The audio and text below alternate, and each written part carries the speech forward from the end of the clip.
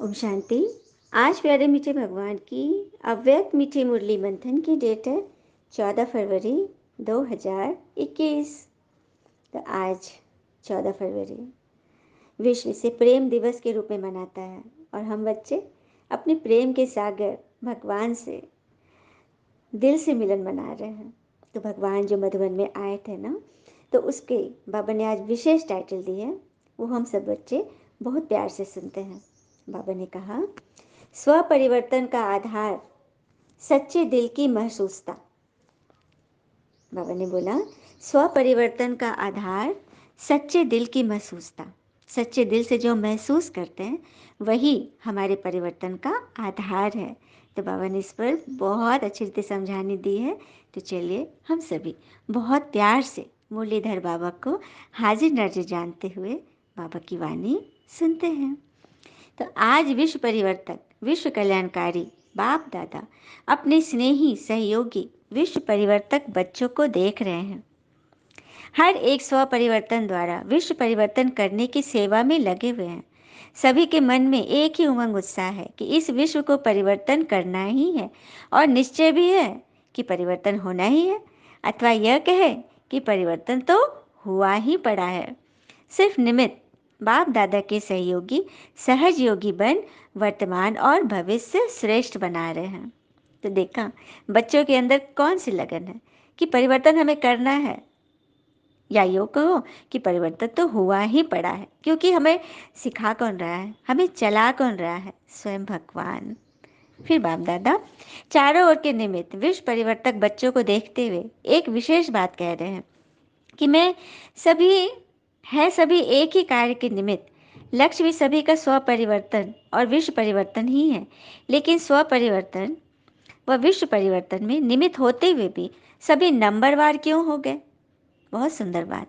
बाबा कह रहे कि सबका लक्ष्य तो है कि स्व परिवर्तन से हम विश्व परिवर्तन करना है, लेकिन लक्ष्य रखते और लक्षण भी रखते, लेकिन नंबरवार क्यों हो जाते हैं।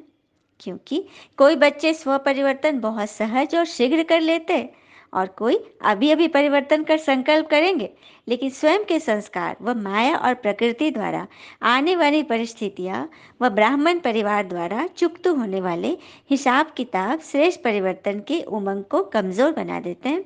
और कई बच्चे परिवर्तन करने की हिम्मत में कमज़ोर हैं। कितनी बड़ी बात है। बाबा ने कितना सुंदर क्वेश्चन किया ना, कि सब कुछ जानते बूझते भी, अब जो बच्चा साल भर पढ़ रहा है, अच्छी रीति टीचर को सारा लेसन भी सुना देता है, सारा होमवर्क भी कंप्लीट है, सर को भी लगता है कि बच्चा बिल्कुल टॉप करेगा, लेकिन जैसे ही पेपर आता है वो बच्चे का दिमाग बिल्कुल ब्लैंक हो जाता है और वो फेल हो जाता है। तो सर क्या कहेंगे और बच्चे को कितना खराब लगेगा। तो यही बाबा बोल रहे कि सब कुछ जानते बूझते भी तुम आगे नहीं बढ़ पा रहे हो, अपने ही मन से कमज़ोर हो, तो क्यों ऐसा है। हाँ, परिवर्तन के कार्य में दिल पसंद सफलता नहीं हो रही है, क्योंकि यह अलौकिक ईश्वरीय सेवा एक ही समय पर 3 प्रकार की सेवा की सिद्धि है। वह 3 प्रकार की सेवा साथ साथ कौन सी है, मतलब बाबा कह रहे कि 3 प्रकार की सेवाएं साथ साथ नहीं करते हैं। पहला है वृत्ति, दूसरा वाइब्रेशन और तीसरा वाणी। तीनों ही शक्तिशाली निमित्त निर्माण और निस्वार्थ इस आधार से हैं, तब दिल पसंद सफलता होती है। देखा बाबा ने बहुत सुंदर बात बताई कि 3 प्रकार से सेवा, वृत्ति, वाणी व वाइब्रेशन, इन तीनों को हम कैसे क्लीन करेंगे, उसके लिए बाबा की अव्यक्त वाणी से निकले हुए मक्खन है। कुछ एक पॉइंट है जो नोट किया हुआ है, उसको हम लाइन से सुनते हैं। तो पहला है मनन करने की शक्ति, अंतर्मुखी होकर ज्ञान का मक्खन निकालो। जितना जितना आप देखो, ज्ञान तो बाबा रोज सुबह दे रहे हैं, मुरली तो रोज सबके नेट में आ रही है, मुरली पर मोबाइल में, तो उसका मनन करें, उसके पॉइंट्स को हम मथे और उसका मक्खन लगाए, लेकिन अंतर्मुखता से। अंतर्मुखी माना ईश्वर से बातें करते करते, जब भी मन फंसे ना, उसके पहले भगवान को सौंप दे, है ना, तो उसका मक्खन निकलेगा। दूसरी पॉइंट है अपने स्वमान की एक एक बात को चेक कर गहराई में उतरो। आज बाबा ने हमें क्या स्वमान दिया, क्या हम इस स्वमान से पूरी रीति खरे उतरे हैं। हाँ, अपने स्वमान को चेक करना है और उसके गहराई में उतर कर, जैसे सागर में ऊपर ऊपर से लहराएंगे तो हमें कुछ भी हाथ नहीं आएगा, लेकिन तले में जाएंगे, गहराइयों में जाएंगे तो कितने सारे रत्न मिलेंगे, है ना। तीसरा है सदा जो सोचो, बोलो और करो वो कमाल की हो, साधारण नहीं। हाँ, जो भी कमी कमजोरियां देखो उससे अपने आप को फंसा हुआ समझो, तो क्या करना है उस वक्त, बाबा के गुणों में खो जाओ, उसे ठीक तरह से काबू में करो। हाँ, तो समर्थी आ जाएगी, मतलब ईश्वर के गुणों में टिक जाओ, मतलब अपने आप को बिजी कर लो। फिर चौथी पॉइंट है, जितना चाहो उतना भाग्य बना लो, क्योंकि भाग्य विधाता साथ है। हाँ, तो भी नहीं, भाग विधाता साथ है तब भी चेयरफुल नहीं, खुश नहीं, तो जरूर कहीं ना कहीं मर्यादा का उल्लंघन हुआ है, तो उसकी भी चेकिंग करेंगे। फिर पांचवी पॉइंट है, छोटी गलती को भी बड़ी समझो। ये बहुत बड़ी बात है, ये कभी नहीं कहना कि क्या हुआ, क्या बोले, क्या किए। छोटी सी भी गलती जो मन जिससे फंस रहा है और फंसा भी रहा है, उस गलती को बड़ी समझो, सावधान, बाबा कह रहे हैं। छठी पॉइंट, कितनी भी बड़ी परिस्थिति मगर साथी है भगवान, तो फिर घबराएंगे नहीं, डरेंगे नहीं। ये भी बहुत बड़ी हिम्मत की बात है। सातवीं पॉइंट है, जो जितना ज्ञान का स्मरण मतलब सिमरन करते वे सदा हर्षित रहेंगे। हाँ, स्मृति स्वरूप रहने से समर्थी आ जाएगी। जितना हम स्मृति स्वरूप याद में रहेंगे तो हम समर्थ बनेंगे, पॉजिटिव रहेंगे। आठवीं पॉइंट, अब सदा ये संकल्प करना है कि सेकंड संकल्प भी विश्व सेवाधारी की हो, औरों की सेवा में ही स्वयं की उन्नति होगी। देखा, बाबा ने कहा कि एक सेकंड जो भी संकल्प भी करो तो विश्व सेवा प्रति, जितना हम औरों की सेवा का सोचेंगे तो अपनी उन्नति भी होते जाएगी, अपना भी सेवा हो जाएगा। फिर आठवां है, अमृत वेले फाउंडेशन को मजबूत करो। और उस वक्त स्वयं को अमृत पान कराओ, जिससे आपका सारा दिन आत्मा एकदम चार्जिंग पोजीशन में रहेगी, ईश्वर के साथ रहेगी। नौवीं पॉइंट है, सदा मिलन मनाते रहो, मतलब जब भी मन करे भगवान से मिलते रहो, ईश्वर की याद में रहो।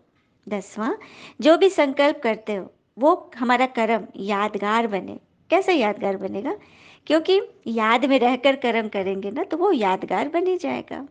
11वां पॉइंट है, हर एक की बड़ाई करो, सबको सम्मान दो। हाँ, रिगार्ड देना है सभी को। 12वां पॉइंट, जिम्मेवारी, हद की जिम्मेवारी को बेहद की जिम्मेवारी में बदल दो। बहुत सुंदर।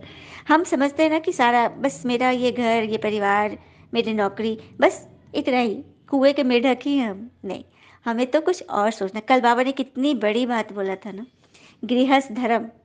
हाँ, इंसानों का भी होता है और जानवरों का भी, मतलब साथ रहना, बच्चे पैदा करना, बच्चे के लिए सोचना, अपने झोपड़ी बनाना तिनके तिनके इकट्ठे करके, जैसे वो पशु लोग भी करते हैं, हम मनुष्य भी कर रहे हैं। तो फिर भगवान ने मनुष्य जन्म दिया क्यों? हुँ? इसको आश्रम बनाना है, एकदम पवित्रता से भरना है। मन वचन कर्म से हम पवित्र हैं और पवित्र मतलब दुनिया की ओर चले। 13वां पॉइंट है, सिद्धि न पाने का कारण एक ही समय तीनों रूप से कर्म नहीं करते। मन वचन कर्म तीनों एक ट्रैक पे होकर काम नहीं करते। अब जैसे कोई हमारा फ्रेंड आया, उसने बहुत ऐसे कपड़े पहने जो हमको पसंद नहीं है, मन से अच्छा नहीं लग रहा है, लेकिन हम सामने से बोल रहे हैं कि अरे वाह बहुत सुंदर है, लेकिन अंदर मन में चल रहा है कि कहाँ से ले आए, कैसा है। तो सामने वाला प्लीज नहीं होगा, खुश नहीं होगा, क्योंकि उसकी आत्मा ने हमने जो सोचा था ना वो उस तक पहले पहुंच गया। तो इसीलिए मन वचन कर्म तीनों रूप से सेवा करो तो सफलता मिलेगी। और 14 पॉइंट है, सर्विस करने वालों को कि संकल्प भी विश्व कल्याण प्रति होने चाहिए, और सर्व परिस्थितियों को पास करने के लिए लाइट हाउस बन चलो। कोई भी परिस्थिति आ गई, विघन आ गया, उसको पार करने के लिए हमें लाइट हाउस बन के चलना है। डबल लाइट, बाबा बोलता है ना, लाइट माना प्रकाश और लाइट माना हल्का, तो दोनों ही रूप से हम रहेंगे तो सर्व परिस्थितियों से तो ऐसे ही पार हो जाएंगे। कितनी सुंदर बात है ना। तो यही कारण है कि हम बच्चे सब कुछ होते हुए भी तीनों प्रकार की सेवाएं साथ साथ नहीं कर पाते, तो विघन में पड़ते हैं। फिर आगे बाबा बोल रहे कि बच्चों की खुशी में भगवान खुश हो जाते हैं, लेकिन दिलाराम के दिल पर यथाशक्ति रिजल्ट नोट जरूर होती रहती है। शाबाश शाबाश जरूर कहेंगे, क्योंकि बाबा के हर बच्चे के ऊपर सदा वरदान की दृष्टि और वृत्ति रहती है कि यह बच्चे आज नहीं तो कल सिद्धि स्वरूप बनने ही हैं। देखा, बाबा ने कितनी बड़ी बात कह दी ना, कि भगवान की नजर अपने बच्चों पर बराबर है। हाँ, वरदानी दृष्टि और वृत्ति रहती है। उनकी सोच है बाबा की कि हमारे बच्चे तो सिद्धि स्वरूप बनने ही हैं, मतलब जो सोचे बोले करे वो पूर्ण होना ही है। लेकिन वरदाता के साथ साथ भगवान शिक्षक भी है। इसके लिए बाबा आगे के लिए अटेंशन दिलाते हैं, चाहे कोई निमित्त आत्मा भी क्यों न हो। वो समझा रही है आगे माया इसको लास्ट समय में ना बहुत कस के इसका पेपर आने वाला है, उसमें पास करने के लिए अभी से ही हम प्रैक्टिस करें और आगे बढ़ते जाएं। फिर बाबा कह रहे हैं कि विश्व परिवर्तन के कार्य की और विश्व परिवर्तक बच्चों की भगवान रिजल्ट देख रहे हैं। वृद्धि हो रही है, आवाज चारों ओर फैल रहा है, प्रत्यक्षता का पर्दा खुलने का अभी आरंभ हो गया है। चारों ओर के आत्माओं में अभी इच्छा उत्पन्न हो रही है कि नजदीक जाकर देखें। चारों ओर के आत्माओं को अभी यह इच्छा उत्पन्न हो रही है कि हम नजदीक जाकर देखें। सुनी सुनाई बातें अभी देखने के परिवर्तन में बदल रही है। यह सब परिवर्तन हो रहा है। फिर भी ड्रामा अनुसार अभी तक बाबा और कुछ निमित्त बनी हुई श्रेष्ठ आत्माओं के शक्तिशाली प्रभाव का परिणाम यह देख रहे हैं। अगर मेजॉरिटी इस विधि से सिद्धि को प्राप्त करे तो बहुत जल्दी सर्व ब्राह्मण सिद्धि स्वरूप में प्रत्यक्ष हो जाएंगे। बाबा कह रहे हैं कि अपने कर्मों का प्रभाव, उसका परिणाम सबको दिखाई दे। तो मेजॉरिटी रूप से यदि इस तरह से परिणाम सबको दिखेगा आपके अनुभव से, तो इस विधि से सिद्धि प्राप्त करने वाले आप बच्चे प्रत्यक्ष हो जाओगे। भगवान देख रहे थे दिल पसंद, लोक पसंद, बाप पसंद सफलता का आधार स्व परिवर्तन की अभी कमी है। और स्व परिवर्तन की कमी क्यों है, उसका मूल आधार एक विशेष शक्ति की कमी है, और वह विशेष शक्ति है महसूसता की शक्ति। बाबा ने बता दिया कि सब टाइटल हमें मिल गया है, लेकिन फिर भी एक विशेष शक्ति में हम सभी कमज़ोर है। वह शक्ति है महसूसता की शक्ति। कोई भी परिवर्तन का सहज आधार महसूसता शक्ति है। जब तक महसूसता शक्ति नहीं आती तब तक अनुभूति नहीं होती, और जब तक अनुभूति नहीं तब तक ब्राह्मण जीवन की विशेषता का फाउंडेशन मजबूत नहीं। आदि से अपने ब्राह्मण जीवन को सामने लाओ। तो पहला परिवर्तन क्या है? मैं आत्मा हूँ, बाबा मेरा है। यह परिवर्तन किस आधार से हुआ? जब महसूस करते हो ना कि हाँ मैं आत्मा हूँ, यही मेरे पिता है, तो महसूसता अनुभव कराती है, तभी परिवर्तन होता है। मतलब निश्चय जब होता है कि हाँ भगवान है और ये मुझ आत्मा के पिता है जन्म जन्मांतर के, तभी से हम अनुभव करने लगते हैं। जब तक अनुभव महसूस नहीं करते तब तक हम साधारण गति से चलते हैं, और जिस घड़ी महसूसता की शक्ति अनुभवी बना देती है तो हम तीव्र पुरुषार्थी बन जाते हैं। देखा बाबा ने कैसे जड़ को पकड़ा। जब तक हमारे अंदर साधारण रीति से हम चल रहे हैं, माया हमें फंसा रही है, इसका अर्थ है कि हम महसूसता की शक्ति को, कि ईश्वर है, सिर्फ ईश्वर ही मेरा कल्याण करेंगे, उन्हीं के द्वारा मेरे विकर्म विनाश होंगे, इस चीज की जब महसूसता की शक्ति आत्मा में आ जाएगी तब हम तीव्र पुरुषार्थी बन जाएंगे।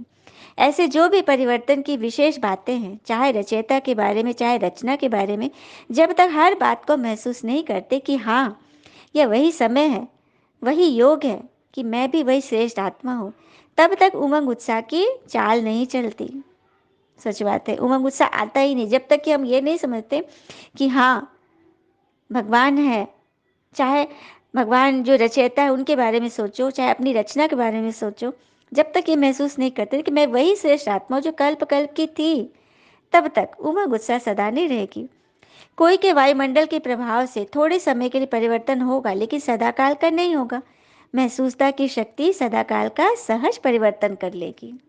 देखा, इसी प्रकार स्व परिवर्तन में भी जब तक महसूसता की शक्ति नहीं, तब तक सदाकाल का श्रेष्ठ परिवर्तन नहीं हो। महसूस करना है कि हाँ मेरे में भी क्या कमी है, कौन सी बातें माया मुझे फंसाती है, तो ये कौन चेक करेगा? हम खुद ही करेंगे ना। तो इसमें दो बातों की महसूसता चाहिए, एक अपनी कमजोरी की महसूसता, और दूसरा जो परिस्थिति व निमित्त व्यक्ति निमित्त बनते हैं उनकी इच्छा और उनके मन की भावना व व्यक्ति की कमजोरी या परवश की स्थिति की महसूसता।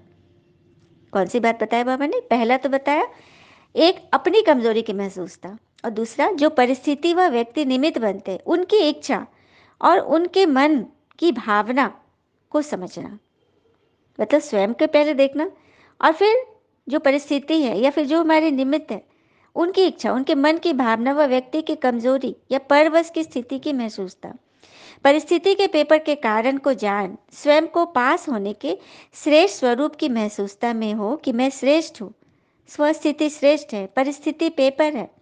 यह महसूसता सहज परिवर्तन करा लेगी और पास कर लेगी। क्या कह रहे हैं बाबा? हमें यह समझना है, सबसे पहले अपनी कमजोरी देखना है कि किस बात में हम कम हैं, फिर सामने वालों को देखना है कि वो क्या हमें समझाना चाह रहा है, उनकी क्या इच्छा, उनकी क्या भावना है, कौन सी कमजोरी को वो मतलब नोट डाउन कर रहे हैं, अंडरलाइन कर रहे हैं, उसको चेक करना है। हाँ, और समझना है कि ये जो पेपर आया है ये परिस्थिति मतलब पराई स्थिति है, इस पर हमें पास करना है। तो यह महसूसता की शक्ति हमें पास करेगी। दूसरे की इच्छा व दूसरे के स्व उन्नति की भी महसूसता अपने स्व उन्नति का आधार है, मतलब दूसरे के लिए अच्छा सोचना, दूसरे की उन्नति के लिए सोचना, उनके कल्याण के लिए सोचना, ये हमारा कल्याण कर देगा। तो स्व परिवर्तन महसूसता की शक्ति बिना नहीं हो सकता। बाबा ने साफ बात बता दी कि स्व परिवर्तन चाहते हो तो महसूसता की शक्ति को जगाओ। हाँ, फिर इसमें भी एक है सच्चे दिल की महसूसता, दूसरी है चतुराई से महसूसता, क्योंकि नॉलेजफुल बन गए हो ना, बाबा ये कह रहे हैं। बाबा बोल रहे हैं कि बच्चे नॉलेजफुल तो बन गए, ज्ञान बहुत मिल गया, तो उस पर चतुराई नहीं दिखाना है, ऊपर ऊपर से नहीं चेक करना है, सच्चे दिल से। तो समय देख अपना काम सिद्ध करने के लिए, अपना नाम अच्छा करने के लिए उस समय महसूस भी कर लेंगे, लेकिन उस महसूसता में शक्ति नहीं होती जो परिवर्तन कर लेवे। देखा चतुराई की महसूसता क्या हुई? संगठन में सबके सामने तो हम बोल दिए कि हाँ हाँ हम कर लेंगे, लेकिन अंदर क्या है? अंदर तुम समझ रहे कि हम तो ठीक है, हम तो सही है। तो ये बाबा के सामने ये चतुराई नहीं चलेगी, है ना। तीसरे प्रकार की महसूसता है, मन मानता है कि यह ठीक नहीं, विवेक आवाज देता भी, लेकिन यह यथार्थ नहीं है। बाहर के रूप से अपने को महारथी सिद्ध करने के लिए अपने नाम को किसी प्रकार से परिवार के बीच कमजोर या कम न करने कारण विवेक का खून करते रहते हैं। ये भी बहुत बड़ी बात है, अपने आप को महारथी सिद्ध करने के लिए कि हम जो है सो हैं, हमारे आगे कोई नहीं। हम ब्राह्मण परिवार में भी मतलब अपने विवेक से नहीं चलते ना, तो वो संगठन टिकेगा नहीं। हाँ, जैसे आपघात महापाप है ना, वैसे ये भी पाप के खाते में जाएगा कि अपने विवेक की बात को नहीं सुनना, विवेक को साइड कर देना, ये भी हमारे विक्रम जमा करेगा ना। इसीलिए बाप दादा मुस्कुराते रहते हैं कि उनके मन के डायलॉग भी सुनते हैं, बहुत सुंदर डायलॉग होते हैं, बाबा बच्चों के डायलॉग सुनते हैं। मूल बात है ऐसी महसूसता वाले यह समझते हैं कि किसको क्या पता कि मेरे अंदर क्या चला, है ना। लेकिन बाबा तो मुस्कुरा रहे हैं ना, सब सुन लिए, सिर्फ मुख से सुनने से पता नहीं पड़ता। तो बाबा आगे कह रहे हैं कि समझा, हाँ, महसूसता की शक्ति कितनी बड़ी है। शक्ति को कार्य में लगाओ, सिर्फ गिनती करके खुश न हो कि हाँ यह भी शक्ति है, हाँ, लेकिन स्व प्रति, सर प्रति, सेवा प्रति सदा हर कार्य में लगाओ। समझा। कई बच्चे कहते हैं कि बाबा यही काम करते रहते हैं क्या, लेकिन बाबा क्या करें? बाबा बाबा कह रहे हैं कि तुम इस तरह से अपने आप को मतलब कहीं पे नहीं पहुंचोगे, तो बाबा क्या करे? साथ तो ले ही जाना है ना। जब साथ ले जाना है तो साथी भी ऐसे ही चाहिए ना। इसीलिए बाबा देखते रहते हैं और समाचार सुनाते रहते हैं कि साथी समान बन जाए, क्योंकि साथ साथ चलने में मजा आएगा ना जब समान बनेंगे। पीछे पीछे आने वालों की तो बात ही नहीं है, वह तो ढेर के ढेर होंगे। इसीलिए तो शिव के बारात में गायन है ना कि भूत पिशाच सभी आए थे, लेकिन आगे आगे देवता गण थे और पीछे वो सब आत्माएं थे। तो जो भगवान के बच्चे हैं, जो ज्ञान में चल रहे, वो सब आगे चलेंगे।